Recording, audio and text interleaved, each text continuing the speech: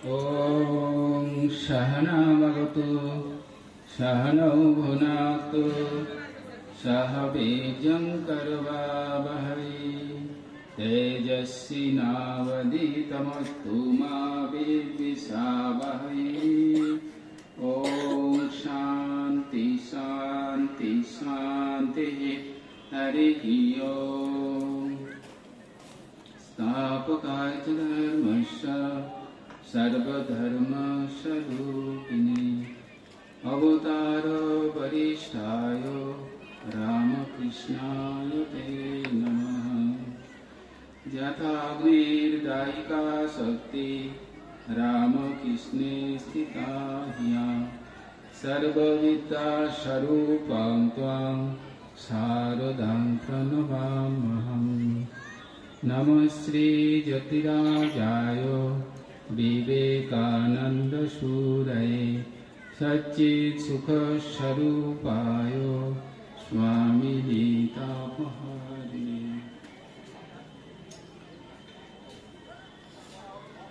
आज रामकृष्ण मठ गौराटीते अवतार वरिष्ठ श्री रामकृष्ण देवेर अन्यतम प्रिय सन्यासी शिष्य स्वामी विवेकानंदेर 163तम आविर्भाव तिथि उपलक्षे रामकृष्ण मठ गौराटीते 3 दिन व्यापी जे बात्सरिक अनुष्ठानेर आयोजन करा हयेछिल आज तार तृतीय दिन। आज এই প্রথম সুপ্রভাত থেকেই সকাল থেকেই আমাদের নানান রকম অনুষ্ঠান, প্রভাত ফেরি এবং স্বামীজির জীবন ও বাণী থেকে পাঠ আলোচনা এবং অন্যান্য অনুষ্ঠান চলছে। এরপরে আমাদের আরো অনুষ্ঠান আছে, তার আগে আমাদের একটু স্বামীজিকে স্মরণ মনন। স্বামী বিবেকানন্দ শুধু সন্ন্যাসী ছিলেন না, তিনি এমন একজন মানুষ ছিলেন যিনি মানুষের জন্য সমস্ত জীবনটা তিনি তার কান্নায় বিগলিত হয়ে সমস্ত ভাব রাশি যেন মানুষের জন্য তাদের চরণে নিবেদন করে গেছেন। স্বামী বিবেকানন্দ এই জগতে এসেছিলেন এক নবযুগ ধর্ম প্রবর্তিত করতে। কারণ ধর্ম জিনিসটা সবাই সে আমাদের সনাতন ভাবের কথা জানি, কিন্তু স্বামীজির ভাবনা আর একটু অন্যরকম ছিল। স্বামীজির ভাবনা ছিল তিনি মানুষের পূজা করলেই ভগবানের পূজা করা হয়। তার গুরুর কাছ থেকে এই পাওয়া, এই ভাবনা তার সারা জীবন কাজ করেছে। তাই তার জন্ম ছিল জগদ্ধিতায়। তিনি ছিলেন এক অসাধারণ মানব। কারণ এত অল্পকালের মধ্যে তিনি যে সত্যের জীবন্ত এবং তেজপূর্ণ বাণী জগতে প্রচার করিয়াছিলেন তা সাধারণ মানবের পক্ষে সম্ভব নয়। তিনি জানতে পেরেছিলেন যে প্রেম এবং সেবা ধর্মই মানুষকে শান্তি দান করতে পারে। কারণ আমরা শান্তিতে চাই সবাই, কিন্তু ভালোবাসায় সবকিছু হয়, জোর করে সবকিছু করানো যায় না। এবং ভালোবাসার অভাবেই আমাদের আজকে সমাজ ব্যবস্থার এই অস্থিরতার সৃষ্টি হচ্ছে। আমরা যে ভালোবাসার কথা বলি স্বার্থপরতার ভালোবাসা, কিন্তু স্বামীজি যে ভালোবাসার কথা বলছে নিঃস্বার্থ ভালোবাসার কথা। এবং তিনি সেটা বুঝেছিলেন যে অর্থ অন্যান্য সম্পদ সেটা পারে না। দেখুন, মানুষের অর্থ সম্পদ অনেক আছে, কিন্তু তবু তা সত্ত্বেও মানুষ কেন আত্মহত্যা করে? এবং শুধু আমাদের দেশে তো আছে, অন্যান্য বিদেশেও ওদের বিলাসবহুল প্রাচুর্য জীবনযাত্রা আছে, তা সত্ত্বেও তাদের দেশে আরো বেশি এই আত্মহত্যার প্রবণতা। এবং আমাদের দেশেও শোনা যায়, কিছুদিন আগে কাগজে বার হয়েছিল একটি মেয়ে এবং তার মা বহুতল বাড়ির উপর থেকে ঝাঁপ দিয়েছিলেন, কিন্তু তার প্রচন্ড বড় লোক ছিল। তাহলে চিন্তা করুন, টাকা পয়সা অর্থই সবকিছু শান্তির কারণ হতে পারে না। তাই স্বামীজি সেই ভাবনা দিয়েই বললেন যে প্রেম ও সেবা ধর্মই মানুষকে শান্তি দান করতে পারে, অর্থ বা অন্যান্য সম্পদ পারে না। তিনি এই সত্য যাহাতে লোকে যথার্থ গ্রহণ ও উপলব্ধি করতে পারে, তার জন্য তিনি স্থান কাল পাত্রভেদে বিভিন্ন পন্থা অবলম্বন করেছিলেন। পন্থা মানে পথ অবলম্বন করেছিলেন। সেই পথটা আপনারা সবাই জানেন, কারণ স্বামীজি জানতেন সত্য একটা জিনিস আছে, সেই সত্য জিনিসটা আমরা ভুলে যাই। সত্য মানে এমন একটা, সেটাকে কেউ বোঝাতে পারে না। সব জিনিস তার কার্যকারণ উপর নির্ভর করে, কার্যকারণ সময়ের উপর নির্ভর করে, কিন্তু সত্য কারোর উপর নির্ভর করে না। সত্য চিরস্থায়ী, সত্য আছে বলেই এই জগৎ বেঁচে আছে। স্বামীজি বলছেন সত্যই ধর্ম, ধর্মই সত্য। এবং এই ধর্ম ভাবটা, সত্যের ভাবটা ভারতবর্ষে যেভাবে আছে, অন্যান্য দেশে কিন্তু এই ভাবনা নেই। তাই স্বামীজি বললেন যে বেদান্তের যে সর্বোচ্চম সত্য, এইভাবে বলিয়া সাধারণ মানুষকে বোঝানো যাবে না। কারণ সাধারণ মানুষ জানে তাদের খাওয়া পরা থাকা এবং সাধারণভাবে জীবনযাত্রা করা, সন্তান সন্ততি, এই নিয়েই তাদের জীবনযাত্রা। কিন্তু বেদান্তের যে অদ্বৈত বেদান্তের সবচেয়ে উচ্চতম যে ভাব, সেই উচ্চতম ভাব হচ্ছে স্বামীজির কাছে। স্বামীজি বলছেন তোমার ভিতরে যে ব্রহ্মের সত্তা আছে, ব্রহ্মের যে সত্য স্বরূপ আছে, এটা মানুষের কাছে পৌঁছে দেওয়াই তোমার কাজ। কারণ খাওয়া পরা মানুষ সবাই করে, কারণ আমাদের জগতে দুর্লভ তিনটে জিনিস, মনুষ্যত্ব, মুমুক্ষুত্ব আর মহাপুরুষ সংশয়। কারণ মানুষ জন্ম আমাদের হয়েছে, আমাদের পুরাণে রয়েছে বা অন্য জায়গায় রয়েছে, প্রায় 84 লক্ষ জন্মের পর এই নাকি মানুষ জন্ম। 84 লক্ষ জন্মের পর, চিন্তা করলে মাথা খারাপ হয়ে যায়। তারপরে হয়েছে আমাদের মানুষ জন্ম। তা সেই মানুষ জন্মটা বৃথা না যায়, স্বামীজি বারবার আমাদেরকে বলছেন। ঠাকুরমার সঙ্গে সবাই বলে গেছে জীবনের সেই সত্যটাকে উপলব্ধি করতে হবে। তাই সত্যের জন্য সেখানে স্বামীজি ভাবলেন যে সেই অদ্বৈত বেদান্তের এই চূড়ান্ত ভাব দেখুন, যে বনের বেদান্তকে স্বামীজি বললেন যে মানুষের কাছে ঘরে ঘরে পৌঁছে দেব। বনের বেদান্তটা কি?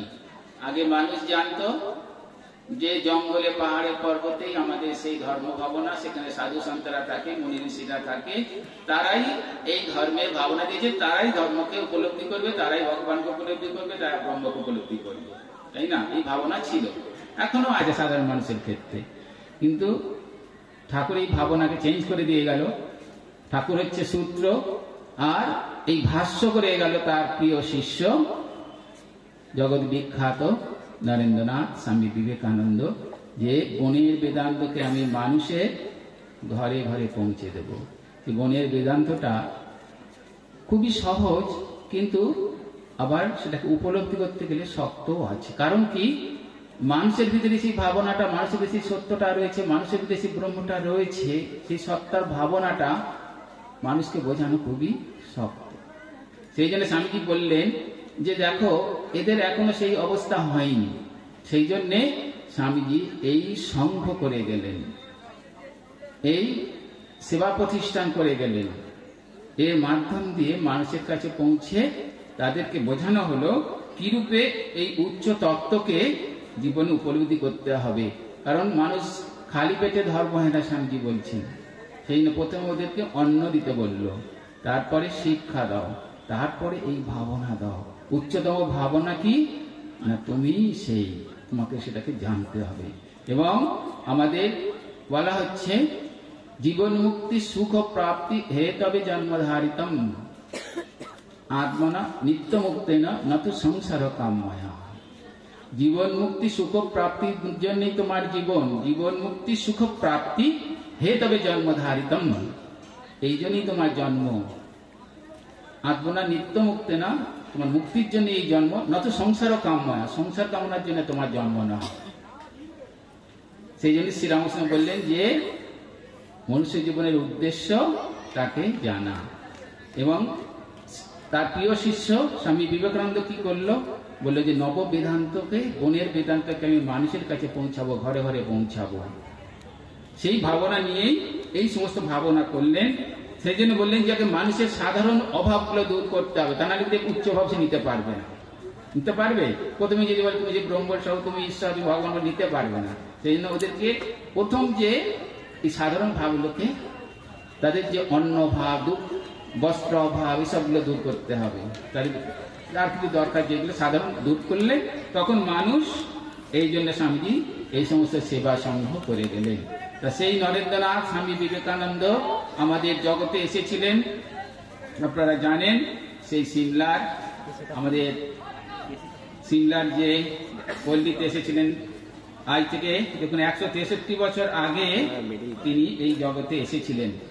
এবং সেই ভাবনা এখনো মানুষের কাছে পৌঁছে দেবার জন্যে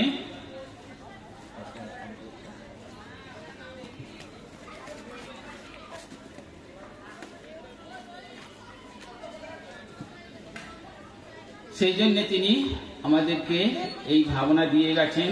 এবং আমাদের রামকৃষ্ণ মঠ, রামকৃষ্ণ মিশন সেই সেবার ভাব নিয়ে এই আমাদের জীবনযাত্রা কিভাবে চলতে হবে সেই শিক্ষা দিচ্ছেন। আমরা জানি 4টে যোগের কথা, জ্ঞান, কর্ম, রাজযোগ এবং জ্ঞানযোগ। কিন্তু স্বামীজি আরেকটি ভাবনা তার সঙ্গে যোগ করলেন কর্মযোগের সঙ্গে, সেবা ধর্ম, সেবা যোগ।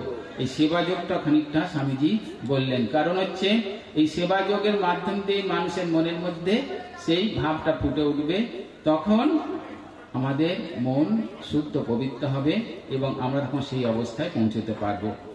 তাহলে দেখুন এই আমাদের যে এই সমাজ ভাবনার মধ্যে যদি তার প্রথমে আমাদের সমাজ চিন্তা যেটা রয়েছে, সমাজে কিসের জন্য, কার বিরুদ্ধে এই সর্বত্যাগী এবং স্বার্থলেসীন জগৎপ্রেমী সন্ন্যাসী সংগ্রাম কিসের জন্য স্বামীজি করে এলেন। এখানেও বলছেন যে সত্যের জন্য সেই মহত্তব ভাবনা স্বামীজি দিয়ে গেছেন, সেই আদর্শকে প্রতিষ্ঠা করার জন্যেই এই সংগ্রাম করছেন। এই সত্যটা মানুষ বুঝতে পারে না, সত্যটা কি আছে জগতে। দেখুন আমরা জন্মাচ্ছি, কিছুদিন থাকছি, বাড়ছি, তারপরে কি হচ্ছে, অপক্সিয়াতে শরীর নষ্ট হয়ে যাচ্ছে, তারপরে নশ্বতি। আমাদের 6টা আছে, জায়াতে, অস্তি, বর্ধাতে, বিপরিণামাতে, অপক্সিয়াতে, নশ্বতি। জন্মাচ্ছি, বাড়ছি, আবার একটু যৌবন হলো, তারপরে অপক্সিয়াতে বুড়ি হয়ে যাচ্ছে, দেখুন না, নড়তে পারছে না, হাঁটু ব্যথা, কোমর ব্যথা, নড়তে পারছি না। তাহলে অপক্সিয়াতে নষ্ট হয়ে যাচ্ছে, অপক্সিয়াতে নশ্বতি হয়ে যাচ্ছে, শেষ হয়ে যাচ্ছে। গাছের ক্ষেত্রেও তাই, প্রাণীদের ক্ষেত্রেও তাই। তাহলে আমাদের এইটাই জীবন, সত্য বলে কিছু নেই। সেই সত্যকে জানার জন্যেই এত কিছু আমাদের আছে। এবং ছান্দোক্য উপনিষদের ঠিক রয়েছে, আত্মস্বরূপে অবস্থিত মানুষের সরাট রূপ সর্বলোক স্বেচ্ছায় নির্ভয়ে আনন্দে বিচরণ করেন। তিনি আত্মানন্দ, আত্মকীল, আত্মরতি হয়ে যান। তাই শত শত সংগ্রাম ও যন্ত্রণার মধ্যেও বিবেকানন্দ হাসি কখনো ফুরোয়নি, হতাশা বা নেতিবাচক চিন্তা তাকে স্পর্শ করতে পারেনি। প্রচন্ড আঘাতের মুখেও আনন্দে থাকতেন। শিষ্য খ্রিস্টিনকে বলছেন, the world is not only a god is, এই জগতে নেই কেবল ঈশ্বরই আছেন। মেরি হেলকে লিখছেন, আমি যিশু, আমি বিশ্বাসঘাতক জুডাস। অদ্বৈত অনুভূতির মহানন্দ বিবেকানন্দ জীবনকে ঘিরেছিল। বিরোধী আঘাতকারী সত্যকেও দেখে গভীর প্রেমে জড়িয়ে ধরেছেন। বিরুদ্ধবাদীর কথা কখনো কখনো শিশুর প্রলাপের মতোই উড়িয়ে দিতেন।